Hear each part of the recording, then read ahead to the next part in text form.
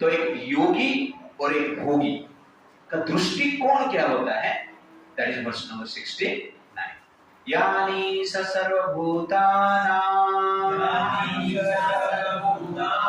तस्यं जाग्रति संयमी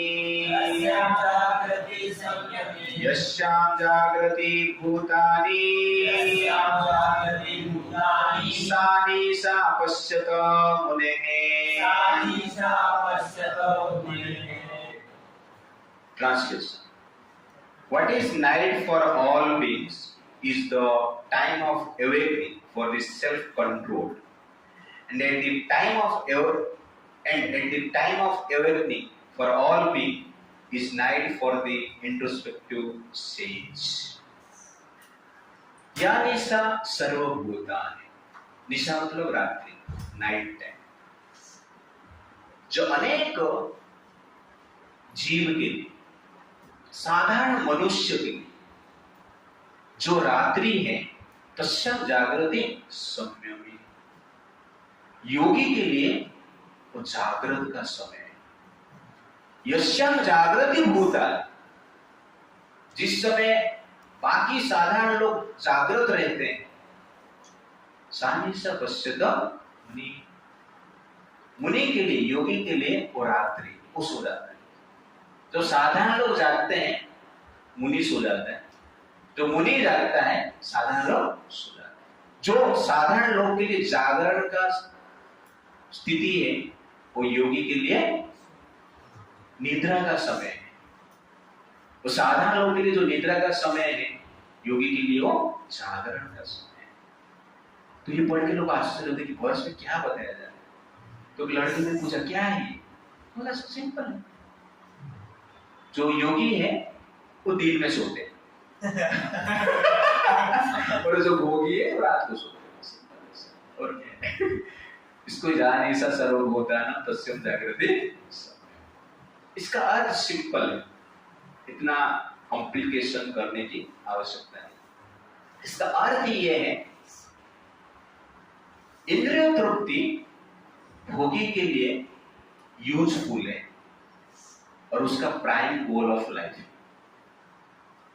और योगी के लिए इंद्रिय तृप्ति यूजलेस है और ये लाइफ का गोल है ही नहीं।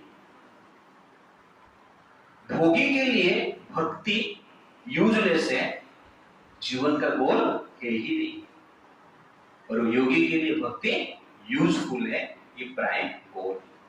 तो कहने का अर्थ है, साधारण लोग के लिए भक्ति निशा है, रात्रि के समय भक्ति उसको सो जाते हैं, करना नहीं, आवश्यक नहीं है।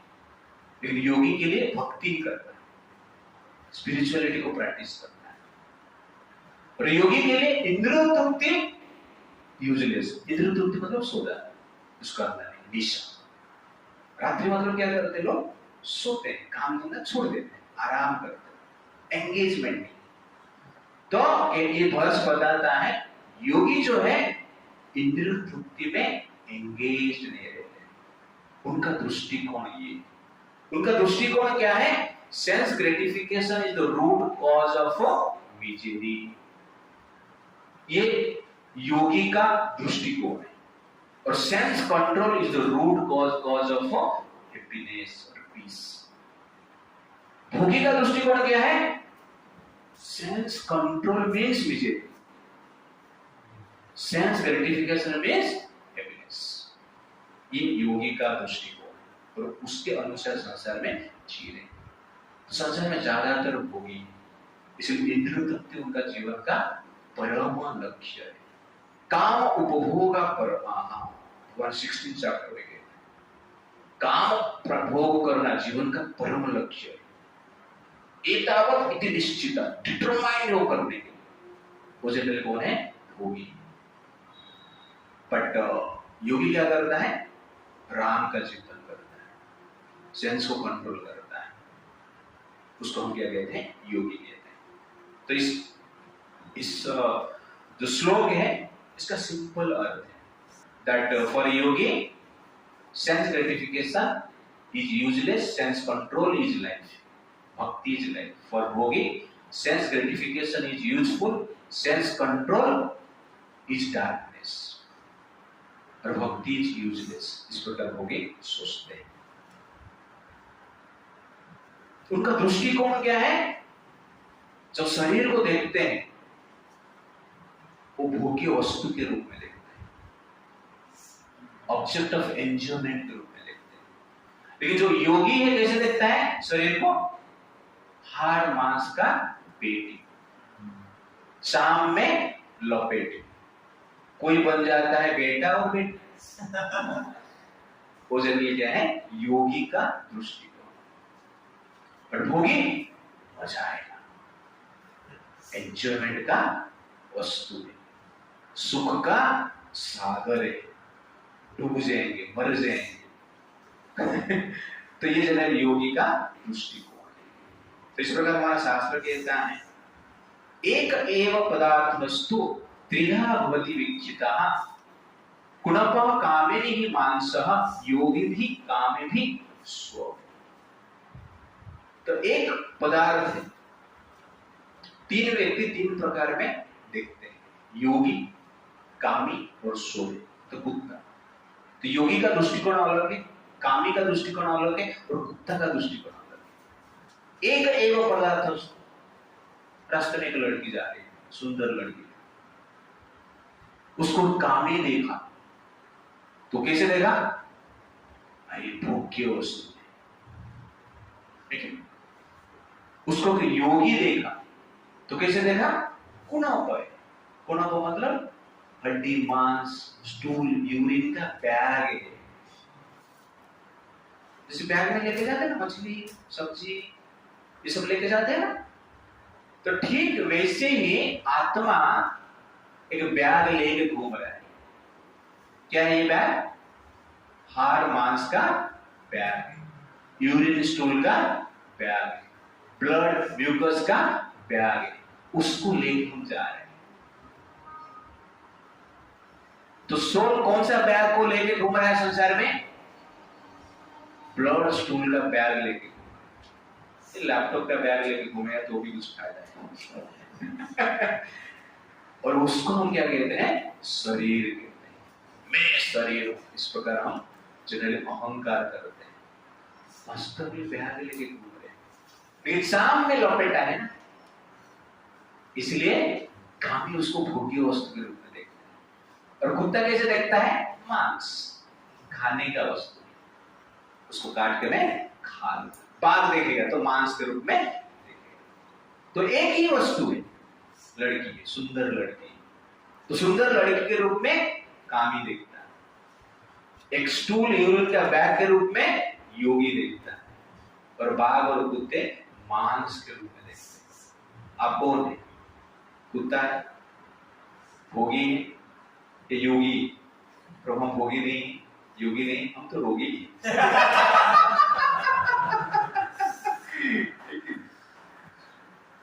ना हम योगी बन पाते हैं ना भोगी बन पाते हैं। हम सिर्फ देखते कि सेंसिटिव हो जाते हैं। तो ये स्त्री के लिए भी अप्लाई हो सकता है। पुरुष को जब देखते हैं इस प्रकार आप विचार कर सकते हैं। तो दृष्टिकोण है, तो प्रॉपर ट्रेनिंग से दृष्टिकोण बनता है। जब भक्ति का हम ट्रेनिंग लेते हैं, प्रॉपर ट्रेनिंग लेते हैं, तो क्या बनता है? दृष्टिकोण बनता है। तो ये दृष्टिकोण प्रॉपर ट्रेनिंग से मिलता है। इसलिए प्रतिदिन हमें क्या करना चाहिए? गीता पढ़ना चाहिए, सुनना चाहिए, मनन करना चाहिए, तब जाके ये दृष्टिकोण डेवलप होगा। अदरवाइज नहीं होगा। एक बार सुना और चला गया, नहीं होता है। तो प्रतिदिन मनन स्मरण करना चाहिए, तब जाके माइंड स्ट्रॉन्ग बनता है, सेंस कंट्रोल हो पाएगा। Otherwise very difficult. एक दिन एक्सरसाइज कर दी बस, पूरा पसीना निकाल, 100 बैठक, 100 डीप्स, 1000 सूर्य नमस्कार। बाद में पता चला कि आदमी हॉस्पिटल में। तो इस प्रकार नहीं होना चाहिए। प्रतिदिन धीरे धीरे 20 बैठक मारो, 20 डीप्स मारो, 10-12 सूर्य नमस्कार करो, लेकिन प्रतिदिन करो, तो बड़ी बनता है। वैसे प्रतिदिन जब हम साधना करते हैं, माइंड बनता है, स्ट्रॉन्ग बनता है। जिससे हम क्या कर सकते हैं, माया के साथ लड़ सकते हैं। Define two types of intelligent man, Prabhupada ji कहते हैं। One is intelligent in material activities for sense gratification. Other is introspective and aware to cultivation of self realization. तो सेंस ग्रेटिफिकेशन के लिए भी बुद्धि चाहिए और सेंस कंट्रोल करने के लिए भी बुद्धि चाहिए। लेकिन जो साधु है सेंस कंट्रोल करने के लिए प्लान करते हैं, और जो भोगी है सेंस ग्रेटिफिकेशन के लिए प्लान करते हैं। AI, artificial intelligence. तो आर्टिफिशियल इंटेलिजेंस किसके लिए यूज होता है ज्यादातर? जो भी इंफॉर्मेशन टेक्नोलॉजी किसके लिए यूज करते हैं? इंद्रिय तृप्ति के लिए यूज किया जाता है। पर नेचुरल इंटेलिजेंस दिया एनआई, ओके, नेचुरल इंटेलिजेंस उसका भी यूज कीजिए फॉर सेंस कंट्रोल। तो कहने का अर्थ यह नहीं है कि हम आर्टिफिशियल इंटेलिजेंस के बारे में स्टडी नहीं करना, लेकिन अपना कौन श्रवण कर रहे हैं ना, हाँ, तो वो एनआई भी स्टडी कर रहा है, एआई भी स्टडी कर रहा है। ओके, दोनों। एनआई मतलब गीता, नेचुरल इंटेलिजेंस, और एआई मतलब आर्टिफिशियल इंटेलिजेंस, दोनों की आवश्यकता है। तो यहाँ पर हम देखेंगे रात्रि का एग्जाम्पल दिया गया है, नाइट। तो नाइट टाइम मतलब व्यक्ति सो जाते हैं, that is exactly night time. तो ठीक उसी प्रकार साधु को इंद्रिय वस्तु देख रहे, इंद्रिय तृप्ति का अवसर है, तो साधु को क्या करना चाहिए? सो जाना चाहिए। ओके? और भक्ति का अवसर है, तो साधु को जागृत अवस्था में रहना चाहिए। तो जो भोगी है भक्ति का अवसर है तो सो जाते हैं। इसकल में आएंगे, प्रसाद खाएंगे, गए। ओके ना? अच्छा है, उसको खा के गया है। और जो इंद्रिय तृप्ति का अवसर मिलता है तो जाग जाता है। तो लोग इस्कॉन में भी आते हैं इंद्रिय तृप्ति करने,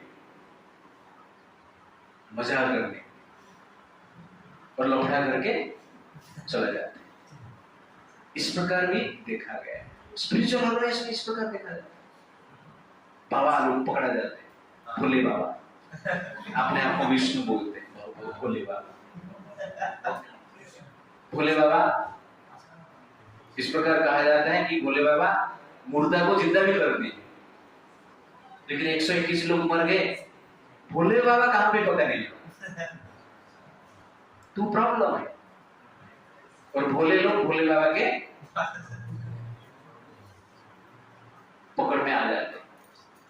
तो इसलिए हमें ये जो योगी जैसे दिखते हैं, वास्तव में जो कृष्ण को फॉलो नहीं करता है, ये योगी है ही, वो भोगी योगी का ड्रेस और कुछ। लेकिन प्रभु,